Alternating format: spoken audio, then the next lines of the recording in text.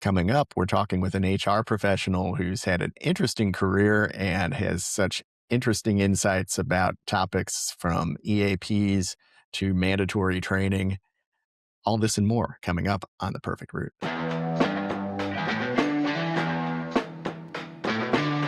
Welcome, everyone. I am so lucky to have Reggie Nichols with us today. Hi, Reggie. Hey Bill, how are you? Doing great. How are you? Doing pretty good for a Friday and getting ready for some more snow in Massachusetts. But hey, if you if you're from New England, you're used to it. New England winters are interesting things. Been through a few of those myself. Um, could you tell our viewers and listeners a little bit about yourself, Reggie? Sure. So I really I'm born in Shirley, Mass. Always like the fun fact about me. I am an Army brat. Grew up in Old Fort Devens out in Shirley. I mentioned. Grew up. Formative years were in Boston, Mass, specifically neighborhood called Mattapan. Very close knit community. I had a mom and dad, but I also had many community moms and dads, and we were just a close knit community of folks who were from the Great Migration, African American community, as well as those who were from the Caribbean. So from there, I stayed local. I went to Bunker Hill Community College, and then transferred to UMass Boston, and then worked in the human service field for several years, and went back, got my master's in education and counseling psychology at Cambridge College. Um, we spent some time in the higher ed space for majority of my career, and just recently started my own HR consulting business, as well as recently I'm working for a local municipality in the area of Massachusetts I live in. Excellent. Thanks for giving us a little walkthrough on your background. Having lived in Massachusetts, my ears were popping up when you mentioned all sorts of places that I know or have Absolutely. heard of before. That was great. So let's start at the beginning. What pulled you into the world of human resources, and how's your view of human resources changed over time? Sure. For me, I was working at one of the community colleges in Massachusetts. Like I had mentioned earlier, been in the higher ed space, mostly on the student services side, academic advising, did some recruitment early in my career, and then really leaning into the academic advising. Love working with groups of students one on one, helping them with their academic career paths.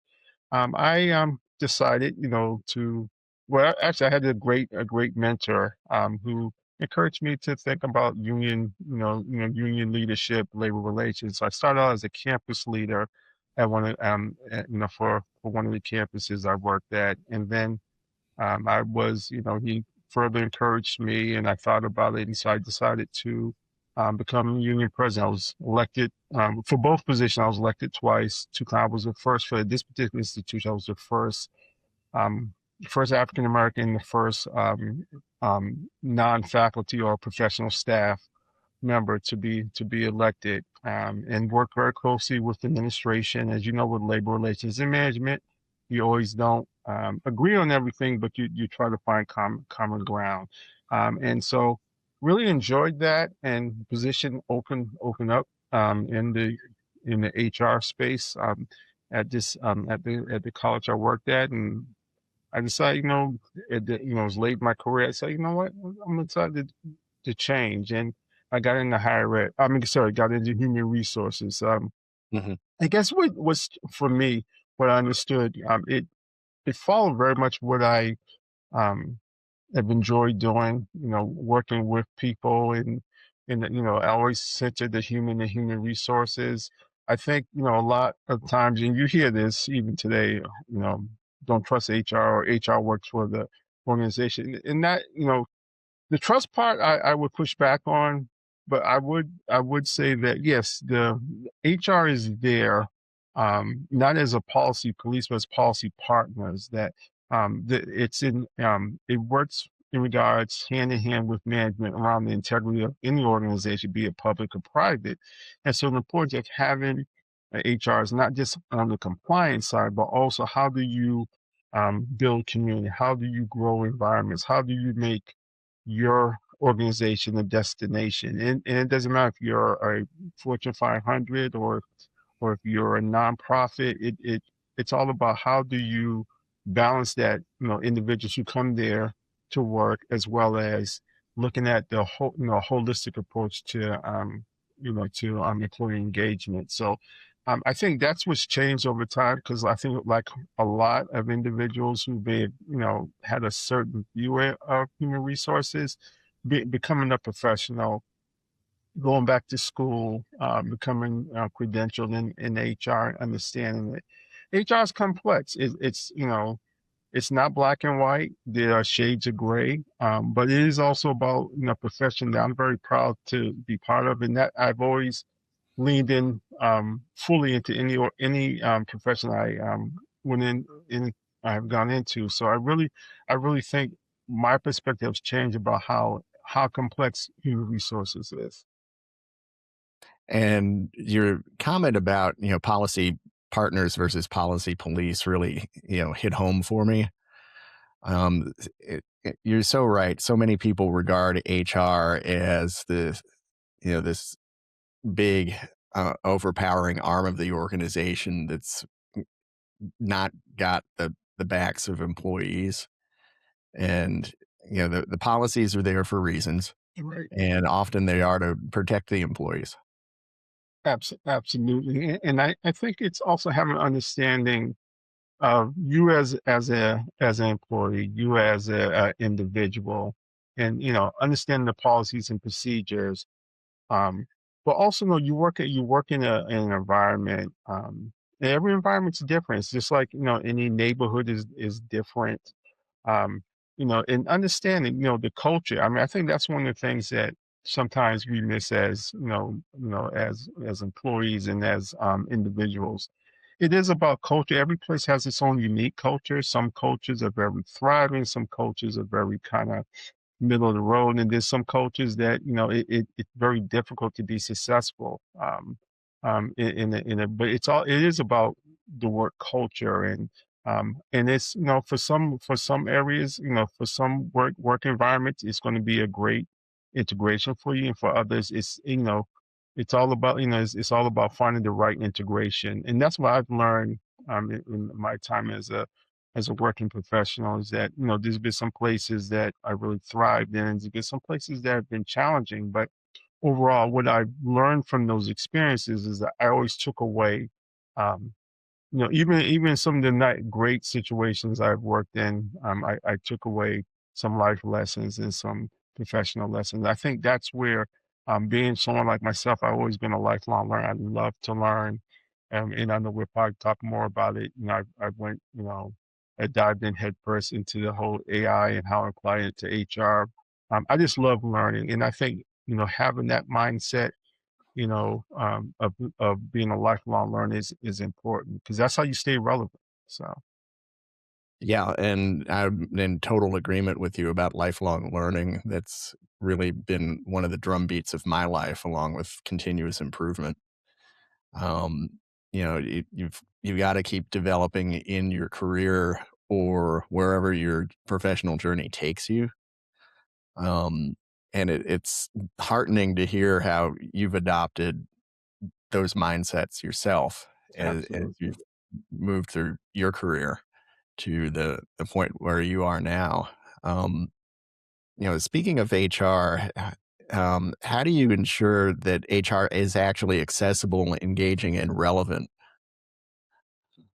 Yeah, I think one of the things is that, with any organization, you have different communities within various departments, various sectors of your organization. So it's understanding those cultures, it's understanding those communities, and, coming in with that mindset of what may work for one sector, say it's facilities, is going to be different from your accounting department, which is going to be, depending on, your IT department, it's going to be different. There's definitely some commonalities. Those who need benefits and, maybe time off, and but there are some things that are very unique to the for each work culture, work environment, depending within your organization. So I think understanding that, understanding what the trends are, I think that's part of looking at how we apply data, because there's no you know the days of HR just kind of being a personnel office. I mean, those days have have really gone. But, I think with some organizations, depending on the mindset of how they view HR, they view HR very transactional, in which HR is really a partner. And so, as with that, as an HR professional, you have to understand each culture. You have to understand what the needs are of the manager or managers, and understand what the needs are of the employees.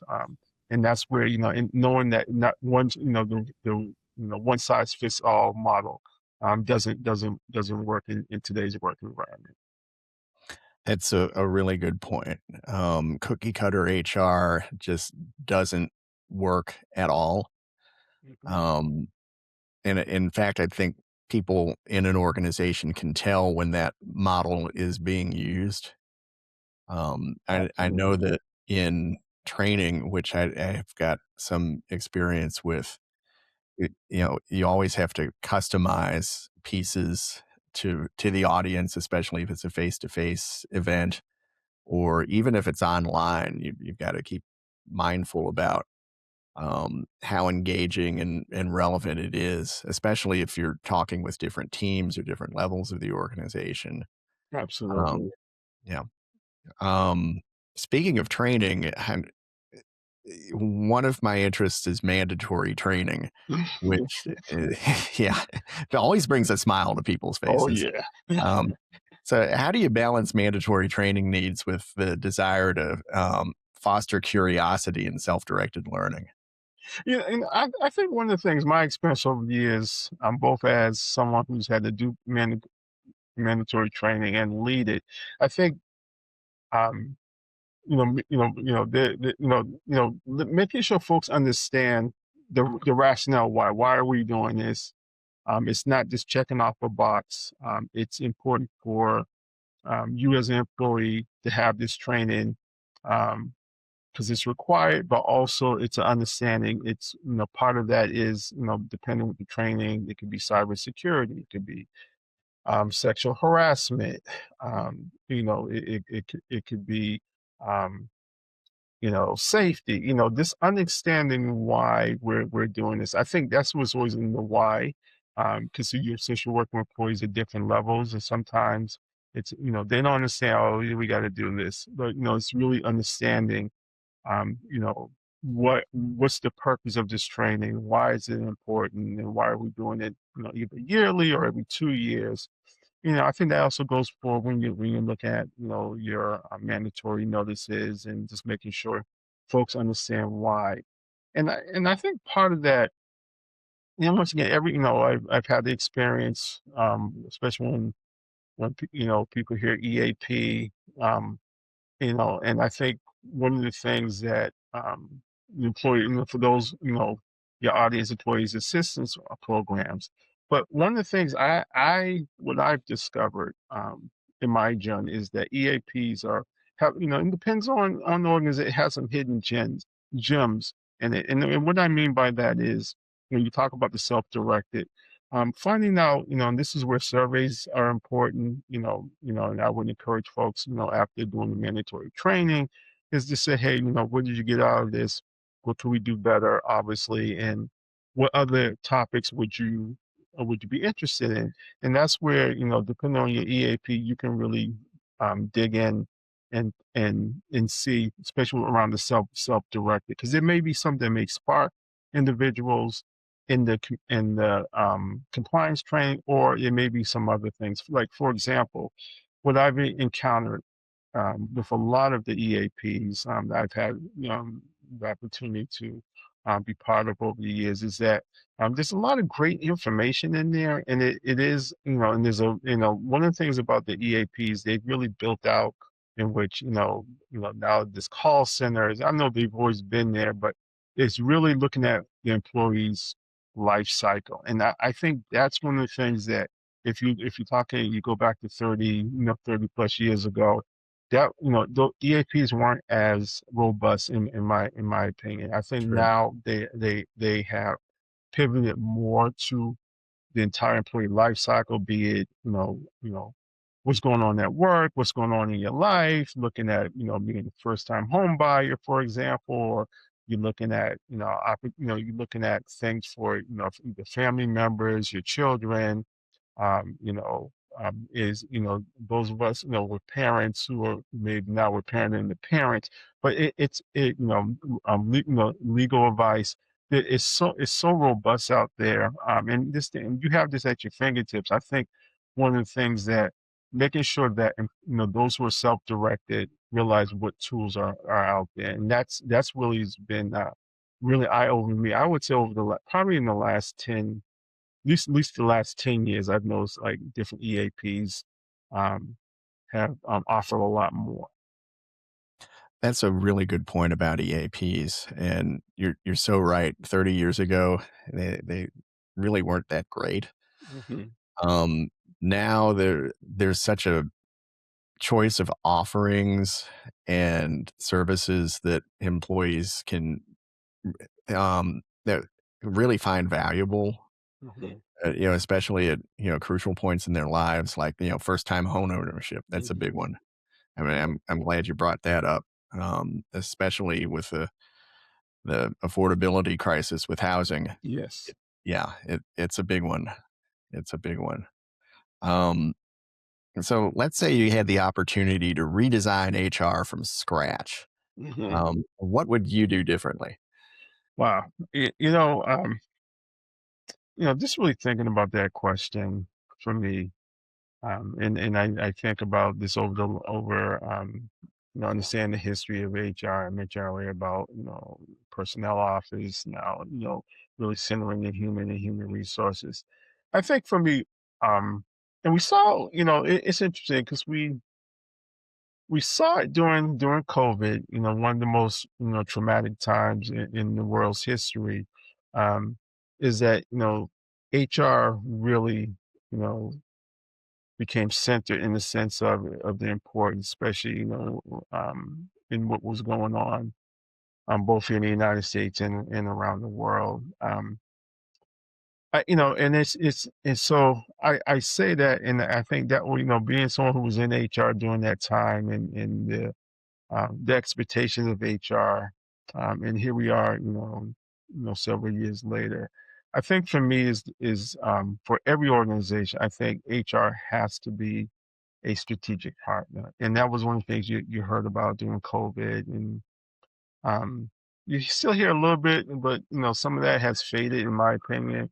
But I think moving away from being transactional is that HR has to be at the table. Yeah, not only at the table, but also in participating in preparing the meal.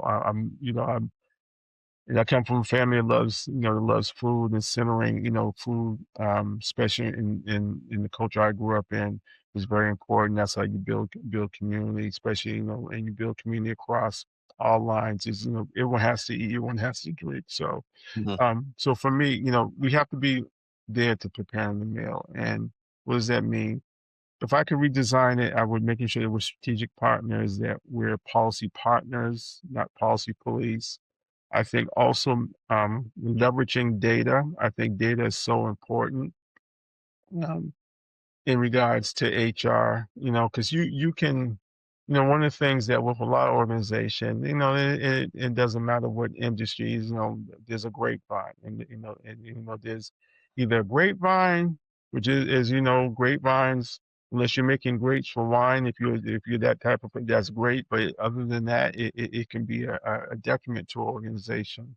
So I think, and then there's also the silo. We always talk about silo. So my thing is having data driven, um, relevant communication across the organization, and also leveraging technology. There's so much technology out there, and yeah, everything may not work for every organization, but I think we're in the technological age. We have to use technology. It's crucial in order for us to in order for us to be successful. And I think that's where the lifelong learning comes in. That's where everyone should be upskilling, depending on what their role is. And everyone can use technology. For those who are out doing, who are out, saying, and they're doing, engaging with the public, to those who work in our offices.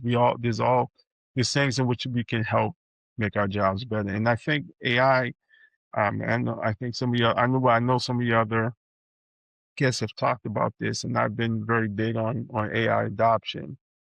Is that it is, it is the next frontier, and that's I'll bring in a little bit of my sci-fi, Star Trek, Star Wars, love, but it is the next frontier. I mean, AI is, and it's not, for me, it's not something to be feared. It's another tool in the toolkit that we can definitely utilize AHR. So those are the things that for me, I know that was a lot, but those are the things for me that I would, if I could redesign, is to make sure that, HR is at the table, making the meal, leveraging data, making sure, people are upskilling, depending on their area, and then utilizing all the relevant tools, including AI, so we can definitely take on the next frontier. That's that is such a great outlook. I'm bullish on AI just like you are. I think that we've seen some really interesting developments over the last 3 years with generative AI, and Hmm. now I'm diving into other aspects of AI in my consulting work, and it's fascinating to see not only the productivity improvements, but, there's the cultural aspect too. There's a lot of fear, uncertainty, and doubt about AI Sure, out there. sure. Yeah, yeah, and I would say, like my career has been very unique, and I didn't, take the path, I would say I took the path of least travel, because it wasn't a straight path career for me. And this moving into HR later on in my career, I've enjoyed it. But like one of the things that I took advantage of, was looking at, because a lot of times, there isn't, what is leadership? What does it mean? No one's born a leader. You develop it over time. And one of the things when moves, we're going to change the world. That necessarily didn't happen. But what I would say about moves, at least in my experience, is that it did open the door for leadership. The organization, that, there was a, well-known, world-class organization, that offered a leadership course that usually costs thousands of dollars. This is when moves were kind of, that next frontier. I took advantage of it, and it really helped, prepare me and lay the foundation for, this was prior to me moving into, union presidency, but it really laid the foundation, and it's continued to, continue to really drive me, in my future. And same thing in regards to HR. I'm always that individual, just love to learn.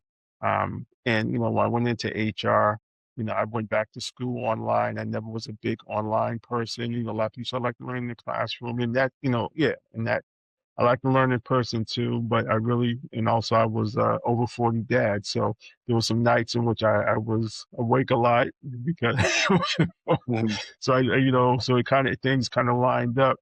And so I took advantage of, going back to school through, and I'll say the name, through Coursera and the University of Minnesota. And I got my HR credentials through there, in a graduate level, non-credit, series of courses that really, centered me, and then allowed me to move on and get my certification in HR with one of the larger organizations. So, but yeah, I would say for me, I mean, and this is where this recently, recently for me was going back, taking some, generative AI courses, through Coursera. And there is there's always a lot. And I think it's always like with anything else, people say so much, which, what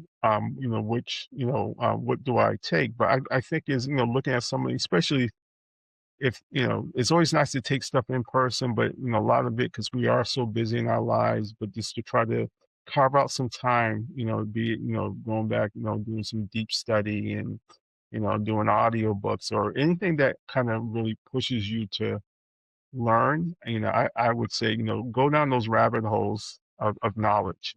Those are things that have really driven me, and kept me going. Like even with the generative AI, I put in least 30 plus hours of generative AI training, certificates. And AI, with AI evolving so much, what you learn today is going to change tomorrow, but it's just like to staying relevant and staying engaged, because you never stop learning. I think that's one of the things I've learned over my career.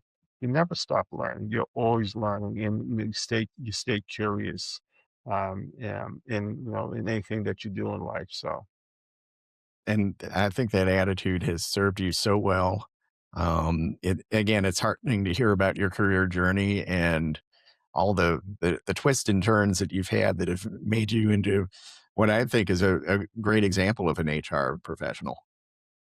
Absolutely, yeah. I really have enjoyed this career. I think, as I look at this point in my life, is that, all the work I've done, I've worked mostly, in the nonprofit space, in the people helping, as I call it, people helping professions. And I just say HR was just a natural fit for me. I really was attracted to the possibilities, opportunities, the challenges, and for me, it made sense. And I continue to enjoy. I've continued to meet with wonderful people, both in the profession and outside the profession. And, it's something that, I look when I have, time to look back on. I know I know I as my dad used to say, leave it all out in the field when, Mhm. he's screaming at me from the sidelines playing football, high school football. So I continue to do that, as a professional. So. Outstanding. Well, any closing thoughts for our listeners and viewers, Reggie? Sure. I just wanted to, Bill, thank you for allowing me this opportunity to talk to your audience. And I would just say for any individual, regardless where you are in your career, continue to learn, continue to challenge yourself. Also, make sure you're centering yourself and making time for yourself, outside of work. That's important. And I would say, I definitely would encourage people. You can find me on LinkedIn. I could say, feel free to connect with me. You have questions. But I would say this, I just want people to continue to be curious. Sometimes I think that's what's been missing in our world, is that people sometimes get to a certain point, they think they know everything, or they stop learning, or but just really enjoy those things that you enjoy, but continue to be curious would be my closing thought. Oh, thank you. And, again, anyone who's interested in, contacting Reggie, please do find him on LinkedIn. As you can tell from our conversation, I think a lot of Reggie. He's definitely the model for an HR professional, and you would do well to connect with Reggie and continue this conversation. And I hope the listeners and viewers follow us on our next episode of The Perfect Route. Take care. Thank you.